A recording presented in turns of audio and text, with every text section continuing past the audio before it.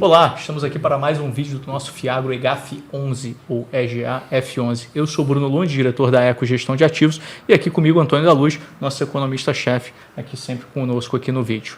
Oi Antônio, como vai? Tudo bom, Bruno? Que bom estar contigo. E antes de falarmos de rendimentos, de resultados, das ações de gestão, eu quero começar com um assunto polêmico que eu tenho certeza que é o que mais o nosso investidor quer saber. Tivemos uma queda importante do preço secundário. Não só no EGAF, aliás, o EGAF foi dos que menos caiu. Agora, pergunto, tem algum problema dentro do EGAF11? Nós temos algum produto que nós compramos, que a gestora comprou, que está dando problema? Temos alguma inadimplência? Temos algum pagamento que não recebemos? Fala para o investidor se o EGAF tem problema ou se você vai repetir aquilo que diz desde o final de 2021. Fala aí, temos algum problema no EGAF11, Bruno? Não, Antônio, resposta clara e reta aqui é não temos nenhum problema no EGAF11, e é por não ter nenhum problema no EGAF11 que nós pagamos, né, R$ 1,25, né, de rendimento nesse mês. Tá? Então, anunciamos no dia 4 de novembro, né, como sempre, segundo dia útil, R$ 1,25, acho que foi um dos maiores rendimentos aí da indústria. Tá? Óbvio, né, a gente teve um pouco mais de dias úteis, tá? No mês anterior a gente tinha anunciado 1,14, também um rendimento bastante robusto, mas tinha 21 dias úteis no mês anterior, agora 23 dias úteis, então ganhamos mais 2 dias úteis, por isso esse rendimento um pouco acima. Como sempre, né, estamos aqui bem em cima da meta, CDI mais 4, conseguindo entregar aqui a meta para vocês. E isso porque, né, a gente só consegue entregar essa meta porque o EGAF está sem problemas, né? Todos os ativos estão pagando exatamente, né, na data que precisam pagar, tá? Não temos nenhum problema de nenhum pagamento, nossa tese vai muito bem nesse ano, que foi desafiador aí bastante para o agronegócio. Escutamos, né, alguns fundos, né, terem problemas aí com a RJ, o nosso não teve nenhum problema, tá, com a RJ, então todos os ativos dos nossos fundos estão muito saudáveis, tá? E é por isso que a gente vem conseguindo entregar esses resultados, tá, consistentes, tá? Então 1,25 aí de rendimento, né, que a gente consegue entregar. No acumulado do ano a gente vai muito bem também, né? 10,44 aí de pagamento de rendimentos aí no acumulado do ano, tá, também equivalente aí a CDI mais 4. Então a gente vem entregando ao longo do ano inteiro, tá, CDI mais 4, que é um resultado bastante robusto, tá?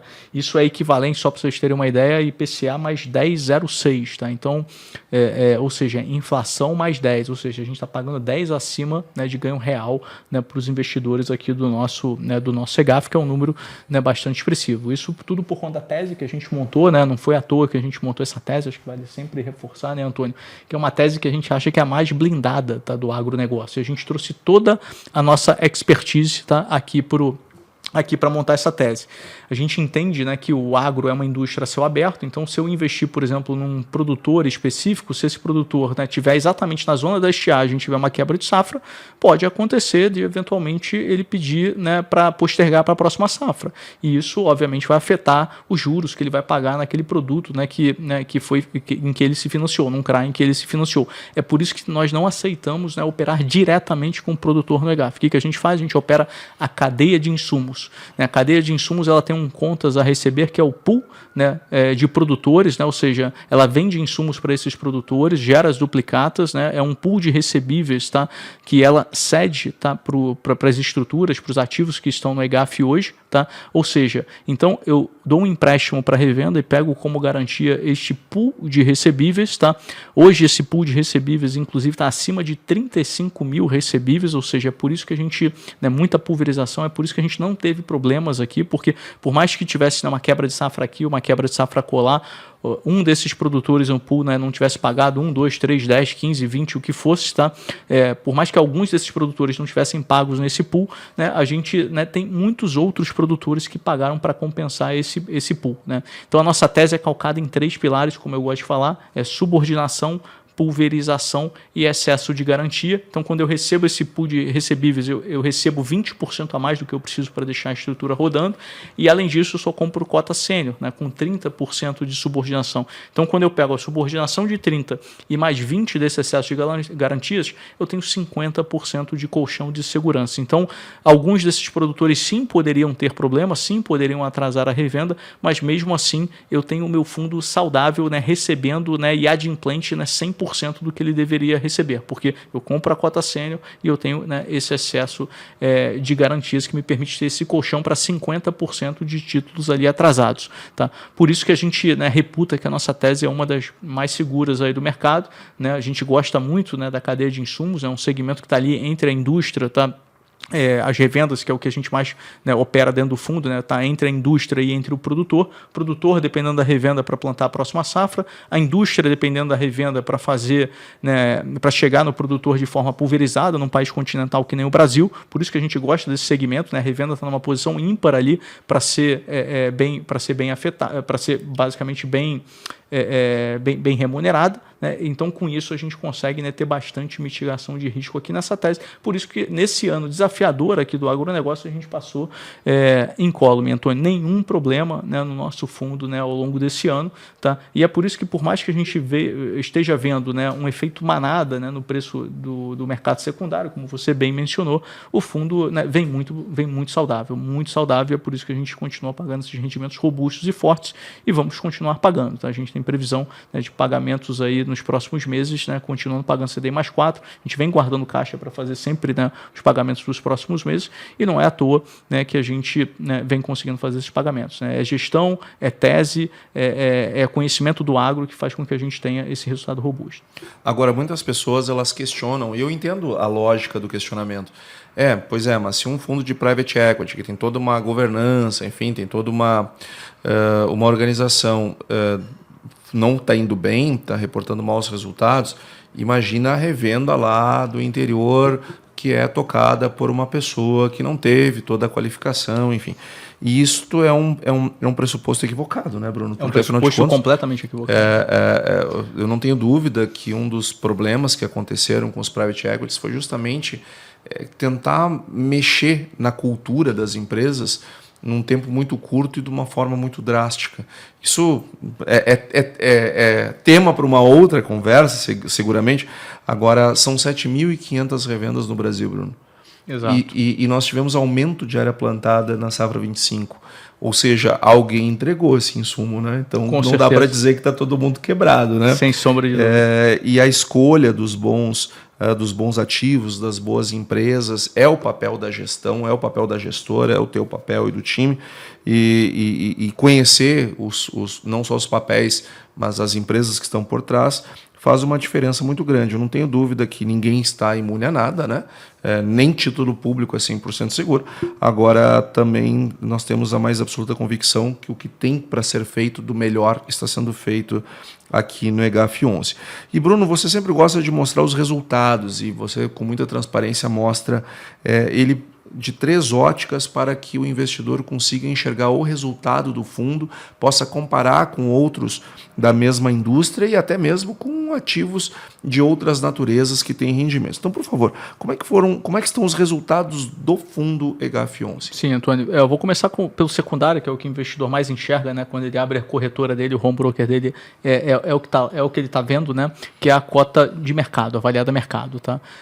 Então, basicamente, tá? Essa cota ela foi amassada, tá? Nesse mês. Tá? Então, menos 5,34. Então, foi bastante amassada. Foi um efeito manada que pegou a indústria como um todo. Nosso fundo caiu menos do que a indústria, mas mesmo assim caiu também, tá? Então, menos 5,34 aqui de secundário. Isso quer dizer que o fundo está ruim? Não quer dizer que o fundo está ruim.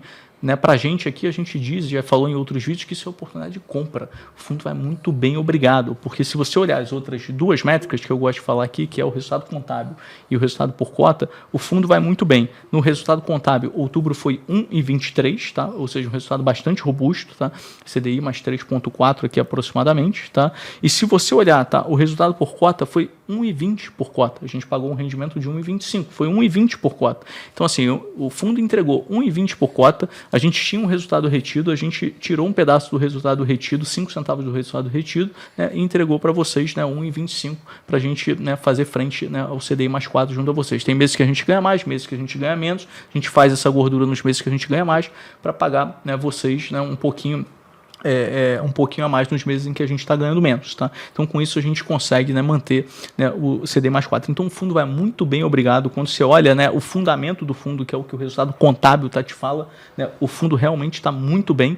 Foi um efeito de oferta e demanda aqui, né, porque o agro está sendo bastante amassado, né, com tudo que aconteceu de AgroGalaxy, né, a mídia negativa que está tendo em cima do agro, isso está afetando, né, a mente dos investidores, e com isso os investidores eventualmente estão vendendo, saindo, né, do Fiagro, acho que no pior momento possível, né, esse efeito manada é sempre deletério para o investidor de varejo, que acaba saindo no pior momento possível, né. Eu recebi uma série de ligações, né, recentemente de investidores: Bruno, o fundo está bem, eu falo, está bem, então vou comprar. Eu falo, perfeitamente, né? Acho que o fundo está muito bem. Invista então, assim, sobre o som de canhões e venda ao som de violinos. Exatamente, né, cara? Então, realmente você precisa fazer sua análise, precisa fazer o seu dever de casa. O fundo vai muito bem, o contábil vai muito bem, o resultado por cota vai muito bem, isso porque o fundo está super saudável, né? O resultado, né, esperado realmente tem sido entregue, tá? Então, quando eu vejo o que eu tenho a receber de cada papel no fundo, vis-a-vis o que de fato está sendo pago, né, ele está em linha, né? Ou seja, atraso zero, ou seja, adimplência de 100%, tá? Ou seja, o fundo está indo, né, muito bem,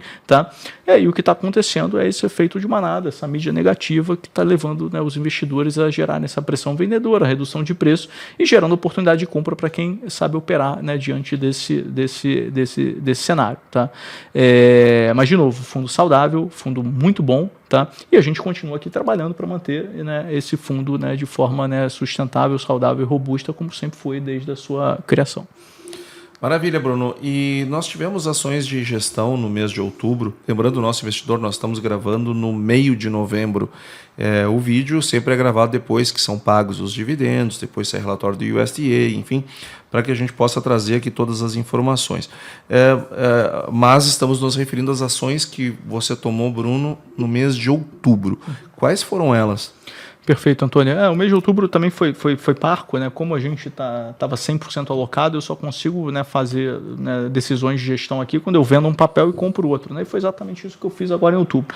Tive a oportunidade de vender um papel do fundo que se chama AP Agrícola, 3 milhões de reais, uma parcela pequena para um fundo de 300 milhões, né? Estamos falando de 1% do fundo, né? Então, é uma parcela bem pequena. Então, vendemos parcialmente a AP Agrícola, que é uma revenda que a gente reputa que é muito boa, porém, entramos num novo papel, que chama Ciagri, uma outra revenda. Para quê? Para aumentar o nível de desconcentração do fundo. Então, a gente está tornando o fundo mais desconcentrado. Então, sempre que a gente tem a oportunidade de vender um papel, por mais que a gente goste, né, no secundário, num preço que a gente acha justo, e trazer um outro papel para dentro também que tenha, né, uma capacidade de pagamento boa, que seja um papel bem estruturado, né, e que a gente repute como sendo um bom papel para o fundo comprar, né, a gente acaba fazendo esse movimento, né, essa troca de papel, e foi o que a gente fez, né? Eu vendi a AP Agrícola e comprei Ciagri, tá? Que também, de novo, né, uma revenda muito boa, por sinal, diga-se de passagem, né? Fiz isso 3 milhões de reais, né, um papel que tem 30% de subordinação, paga CDI mais 5, né, bonitinho, tá? E com isso a gente aumentou um ativo no fundo, né? Então o fundo que estava com 29 ativos, ele vai agora para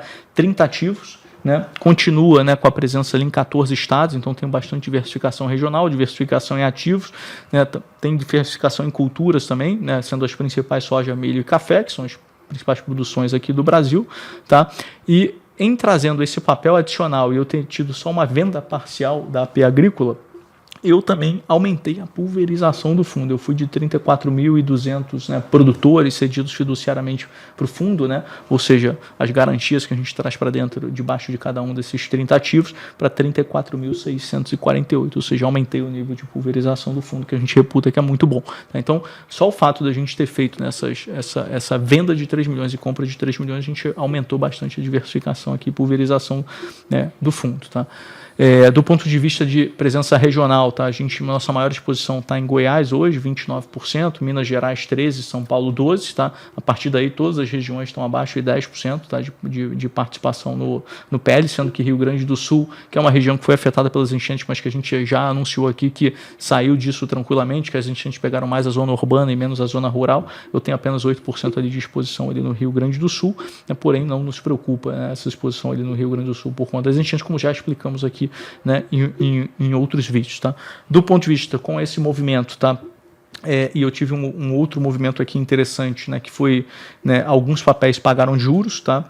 Então 4 papéis hoje, né, pagaram juros, tá? Então eu tive, né, o equivalente a 59 milhões de papéis em exposição, tá, dentro do fundo, que equivale a 19% do PL, eles pagaram juros, tá? Quando eles pagaram juros, isso representou aí 86 centavos por cota, ou seja, um valor inferior a 1,25 que a gente pagou de rendimento. Por isso que é importante a gente fazer aqui a nossa gestão de caixa, né, guardar caixa para conseguir pagar esses rendimentos para vocês. Eu recebi só 86 centavos, porém eu tinha um caixa guardado para encorpar esses 86 centavos e chegar, né, no 1,25, tá, para conseguir, né, para pagar você.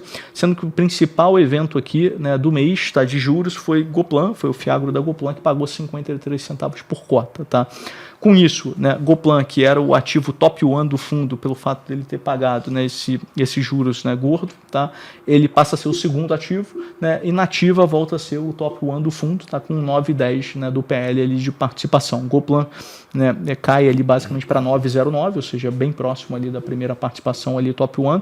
São duas exposições que a gente tem extremo conforto dentro do fundo. E depois a terceira exposição é 5,78, a quarta é Toagro com 5,74, a quinta é 5,02 ali com o primo Tedesco, ou seja, cai muito rapidamente, tá? Então eu tenho essas duas maiores concentrações no fundo, que são revendas que a gente acompanha muito de perto, que a gente conhece os executivos, que a gente está lá dentro da revenda e sabe como eles fazem a gestão e quão boa é a gestão deles, tá? Então a gente tem bastante conforto na gestão desses dois papéis, por isso que a gente tem eles mais concentrados.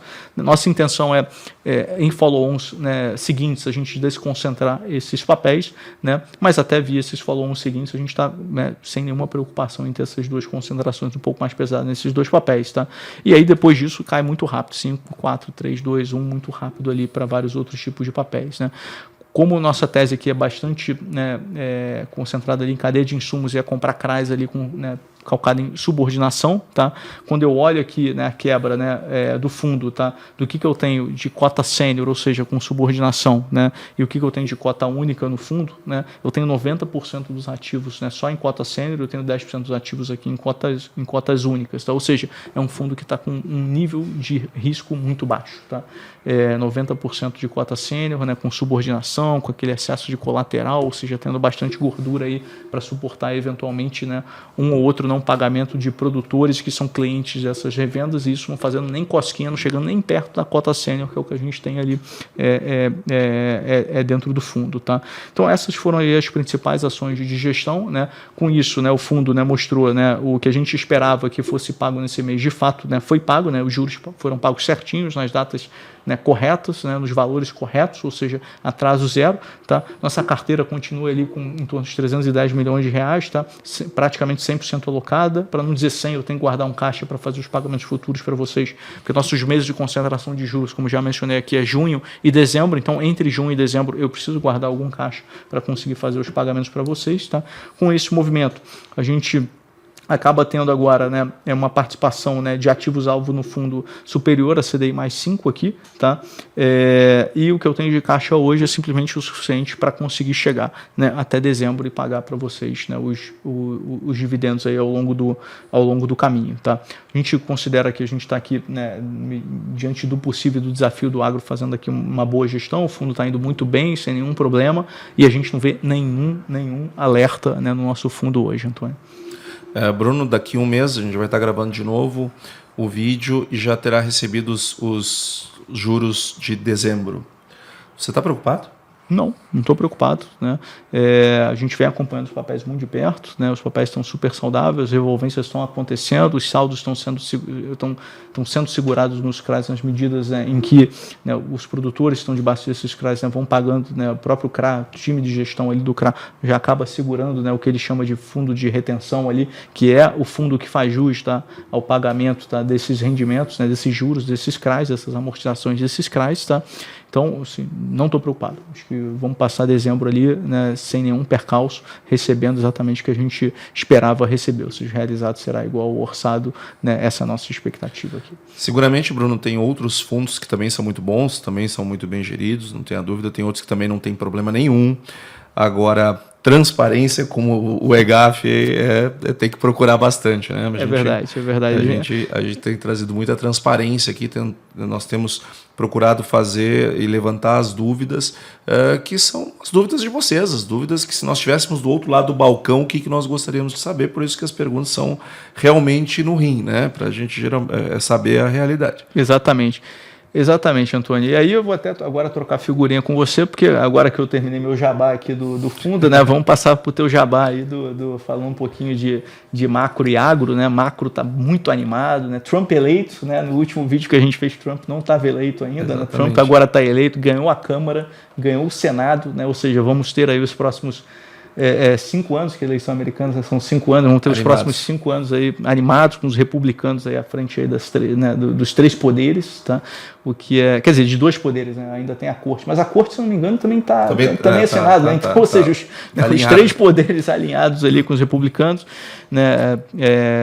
Então, acho que a gente precisa acompanhar de perto ali, né, a política, né, americana, né? Se puder falar um pouquinho para a gente, acho que, né, o investidor está interessado no que a gente tem a escutar disso, e também a evolução de taxa de juros, né? Porque quer que a taxa de juros, né, reflete no nosso pagamento aqui, no pagamento dos nossos rendimentos, afinal nosso fundo é integralmente, né, indexado a CDI+, então, né, o nível de CDI é importante, né, para os investidores, para fins do que eles ganham de resultado, e a tendência é o CDI continuar subindo, né? Se você puder falar um pouquinho disso, e também de agro, acho que é importante falar como é que largou essa safra, né, que está sendo, né, muito boa, né? É isso aí, Bruno, nós temos ótimas notícias para o agro e notícias não tão boas para o macro, porque afinal de contas, aqui no Brasil nós estamos com um nível de inflação alta, infelizmente a leitura de outubro, que foi divulgada agora recentemente em novembro, ela veio num patamar que fez com que em 12 meses a inflação tenha ultrapassado o teto da meta. O teto da meta que é frouxo no Brasil, vamos combinar que nós temos uma meta de 3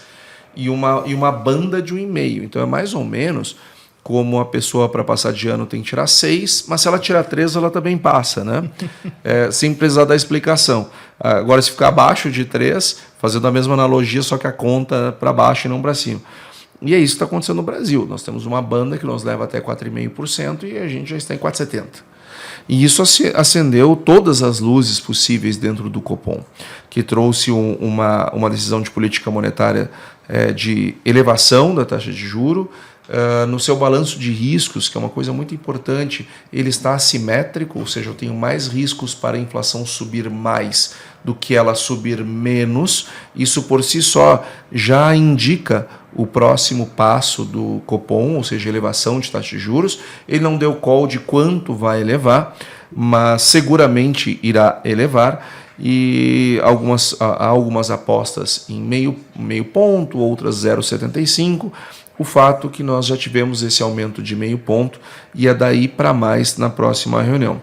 Quando a gente olha para a curva de juros, Bruno, a gente fica até um pouco assustado. Nós discutimos isso internamente nas nossas reuniões, porque quando nós olhamos as próprias NTNs do governo, as NTNs-B, elas exigiram prêmios para a rolagem da dívida pública que são parecidos, não atingiu ainda o ponto, mas já são parecidos àquele momento em que o Brasil vivia a sua maior crise fiscal da história, onde nós tínhamos uma recessão econômica enorme, onde nós tínhamos 11 trimestres consecutivos de queda, que já não é nem recessão econômica, já é uma depressão econômica mesmo.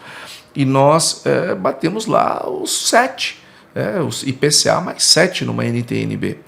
E quando a gente desenha aquela curva de juros, fica muito claro que o investidor ele está exigindo prêmios de risco cada vez mais elevados por justamente temer esse risco fiscal que o Brasil está vivendo. E essa curva de juros ela remete a uma Selic terminal de 13,75 no mínimo. Ou seja, essa Selic ela tende a subir bastante. Claro que tem alguns atenuantes. Se o governo entregar um pacote para o mercado, que até agora não entregou, e mercado não é o mercado aquela coisa alegorizada de uma pessoa de cartola fumando charuto. Não. O mercado somos nós, é você, são todos nós que expressamos as nossas vontades através dos preços todo santo dia, várias vezes ao dia. Isso é o mercado. E todo mundo espera por uma medida do governo que traga uma sinalização de equilíbrio fiscal, o que não vê até agora. Se vier, talvez a gente tenha uma terminal da Selic mais baixa, na casa aí, quem sabe, de 12,5%, num cenário otimista. Então, para o nosso investidor aqui do EGAF11, fica a mensagem de que o produto que está na carteira, que paga DI+, tende a ter uma elevação de DI e, consequentemente, uma elevação dos rendimentos nos próximos períodos. Isso deve ser crescente, esses valores recebidos por todos os investidores. E o agro tem uma característica. Quando a gente olha o desempenho do agronegócio brasileiro, naquele período de crise, supondo que eventualmente, vamos torcer para que não, mas se eventualmente o Brasil entrar numa crise econômica, como entrou lá em 15 e 16 por conta do fiscal, é bom lembrar que o agronegócio ele performou naqueles anos. Ele andou bem naqueles anos. Claro, tirando 2016 teve seca, agora a crise econômica no agro ela é muito menos contundente, porque o agronegócio brasileiro ele exporta para centenas de países. Então tudo aquilo que uma economia, que a economia nacional ela traz de recessão e consequentemente redução de demanda, os produtos do agro nós conseguimos encontrar mercado lá fora. O brasileiro não está querendo essa parte aqui, não, tudo bem, a gente aumenta um pouco a nossa oferta lá fora e vende. Então o agro ele é menos suscetível a crises internas do que que outras indústrias em que dependem 100% ou grandemente do mercado interno. Não é blindado, não é 100%, agora ele é bem mais seguro em momentos de eventuais crises. E essa elevação da taxa de juros, ela se dará com ou sem pacote. Eu acho que isso é importante ficar claro, porque mesmo que o pacote venha, vai demorar para entrar nas expectativas e sobretudo, na ancoragem das expectativas e também no próprio IPCA, no próprio dado da inflação. Então, o Copom ele deve continuar firme, é isso que eles têm relatado nos seus comunicados, nas suas atas. Volta e meia nós recebemos questionamentos sobre a expectativa sobre o Gabriel Galípolo, que vai ser o novo presidente do Banco Central. De fato, as coisas que ele falou no passado, que ele escreveu, talvez não recomendassem tanto, sejam o objetivo dessas preocupações. Agora, uma coisa é clara, Bruno, o Galípolo até agora tem votado tudo impecavelmente bem. Sim. Tem se posicionado da maneira correta, votado da maneira correta e gera uma expectativa positiva. No caso do agro, Bruno, que você já falou, e eu quero aqui só repisar, o agro vai bem. A página agora é de 25. Essa crise do agro, esses problemas todos que a gente observou, se referem a 24. E já passou, né? Passou. E o que tinha para estourar no EGAF já estourou. Ou seja, nada. Isso ia reforçar, né? Nada estourou no EGAF. O que poderia estourar, né? Já estourou, nada. Mas na indústria a gente viu uma RJ aqui, outro problema ali, enfim. As RJs do agro, que subiram muito, eu fiz um levantamento, Bruno, com os dados do Serasa Experian, e eu convido os nossos investidores para também fazer esse exercício.